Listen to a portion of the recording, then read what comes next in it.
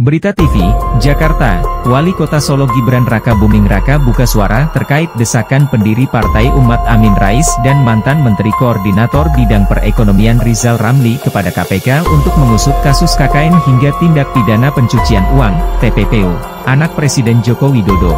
Dengan santainya, Gibran mempersilakan kepada siapapun untuk melapor KPK terkait dugaan KKN hingga tindak pidana pencucian uang, TPPU. Dikutip dari Kompas TV, Gibran mengatakan bahwa dirinya siap jika diperiksa KPK terkait adanya dugaan KKN. Laporkan saja. Kalau ada buktinya, ya dibuktikan, kata Gibran. Bahkan, anak sulung Presiden Jokowi itu mempersilahkan Amin Rais dan lainnya melanjutkan laporan dugaan korupsi dirinya di KPK, bagus silakan dibuktikan saja. Buktinya valid nggak? Saya ikuti saja. Kita kan nggak pernah menghalang-halangi, jelas Gibran. Selain ke KPK, Gibran juga persilakan pihak lain yang ingin melaporkannya ke penegak hukum lainnya, selama ada bukti kuat. Yowis dilaporkan saja. Aku ya orang Melayu neng endi-endi, tegas Gibran. Seperti diberitakan sebelumnya bahwa Amin Rais, Rizal Ramli dan lain-lain datang ke KPK pada Senin, 21 Agustus 2023. Mereka datang guna mendesak KPK untuk mengusut tuntas kasus dugaan KKN hingga tindak pidana pencucian uang, TPPU, anak Presiden Joko Widodo, yakni Gibran Raka Buming Raka dan Kaisang Pangarep. Kedatangan Amin dan Rizal diiringi rombongan mahasiswa, kelompok masyarakat, hingga emak-emak.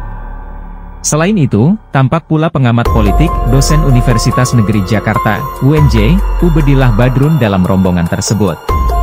Pada pokoknya, Amin dan Rizal mengingatkan agar KPK betul-betul memberantas korupsi, kolusi, dan nepotisme, KKN. Sementara itu, Ubedillah Badrun mengatakan, kedatangannya juga bermaksud untuk menagih laporan dugaan KKN hingga tindak pidana pencucian uang, TPPU, terkait dua anak Presiden Joko Widodo yakni Gibran Raka Buming Raka dan Kaisang Pangarep.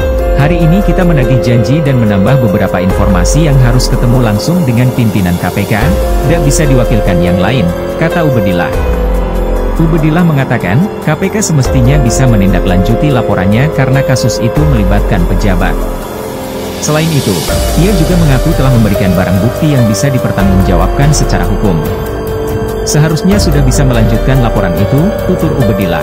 Pendiri Partai Umat Amin Rais dan mantan Menteri Koordinator Bidang Perekonomian Rizal Ramli mendatangi Gedung Merah Putih Komisi Pemberantasan Korupsi, KPK, Jakarta Selatan, Senin, 21 Agustus 2023.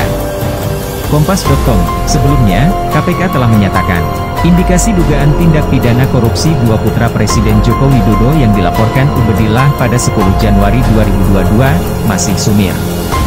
Wakil Ketua KPK Nurul Gufron mengatakan, hingga saat ini Ubed belum memiliki informasi uraian fakta dugaan tindak pidana korupsi tersebut.